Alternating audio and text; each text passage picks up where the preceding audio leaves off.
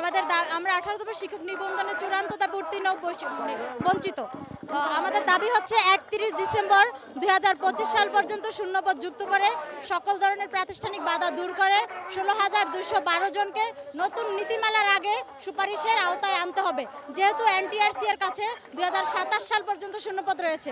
এবং একটু জানিয়ে রাখি, এনটিআরসি এর নিয়ম হচ্ছে যেই দিন গণবিজ্ঞপ্তি দেওয়া হবে সেই দিন পর্যন্ত শূন্যপদ যুক্ত করা হবে।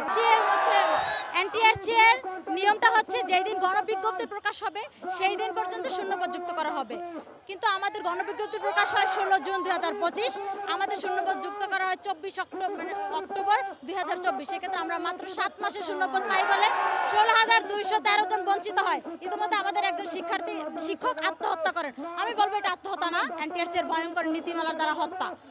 আমাদের দাবি হচ্ছে নতুন নীতিমালা, এনটিআরসি যে নতুন নীতিমালা করছে, নতুন নীতিমালার আগে 19তম সার্কুলারের আগে 16,212 জনকে সকল ধরনের প্রাতিষ্ঠানিক বাধা দূর করে সুপারিশের আওতায় আনতে হবে।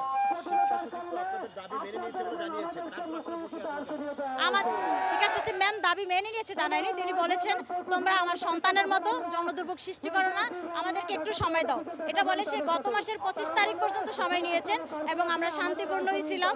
25 তারিখ যাওয়ার পরেও দীর্ঘ সময় আমরা শান্তিপূর্ণভাবে অবস্থান করি, কিন্তু আমাদের জন্য কোনো লিখিত প্রজ্ঞাপন আসছে না।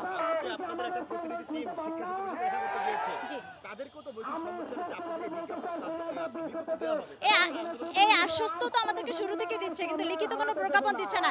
এদিকে এনটিআরসি 19তম সার্কুলার নিয়ে ব্যস্ত হয়ে পড়ছে দেশের রাজস্ব আয়ের জন্য, সেজন্য আমরা বাধ্য হয়েছি রাস্তায় দাঁড়াতে। ঢালাইয়ে দৃঢ়তা, নির্মাণে নিশ্চয়তা, প্রিমিয়ার সিমেন্ট, ঢালাইয়ের রাজা।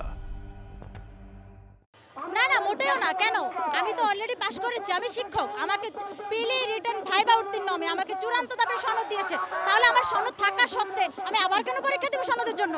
আমার সনদ আছে, আমি শিক্ষক, আমাকে প্রতিষ্ঠানে যেতে দেওয়া হোক। যদি আপনাদের দাবি না মানা হয় তাহলে পরবর্তীতে আর কি কর্মসূচি নেওয়ার? আমাদের 5 সদস্য বিশিষ্ট একটি প্রতিনিধি দল সচিবালয়ে আছেন, আমরা সেখানে লিখিত প্রজ্ঞাপনের জন্য অপেক্ষা করছি। আমাদেরকে যদি আজকে দিনের মধ্যে লিখিত প্রজ্ঞাপন না দেওয়া হয়, আমরা শাহবাগ ব্লকেট কর্মসূচি, এনটিআরসি এর শাটডাউন, এমনকি লং মার্চ টু যমুনা দিতে বাধ্য হব। তারপর আমাদের একজন শিক্ষিকা তো অলরেডি মারাই গেছে, তিনি তো হত্যাই হয়েছে, তাহলে আমরাও সব আত্মহত্যা করব। আমাদেরকে হত্যা করে ফেলুক, এই দেশ শিক্ষকদের হত্যার দায়ভার নেই। শরীরে তিল তিল করে জমানো রক্তগুলো আমরা এখানে পানি করেছি এই একটা সনদের বিনিময়ে, মানে প্রয়োজনে। তো সেক্ষেত্রে আজকে তো আমরা সনদের মাধ্যমে যদি কোনো কাজ নাই করতে পারি, এই সনদটা তো নিয়ে আমরা ঘরে বসে থাকবো না। প্রয়োজনে আমরা রাজপথে জীবন দেবো, অথবা আমরা আমাদের যোগ্য সম্মান নিয়ে ঘরে ফিরবো।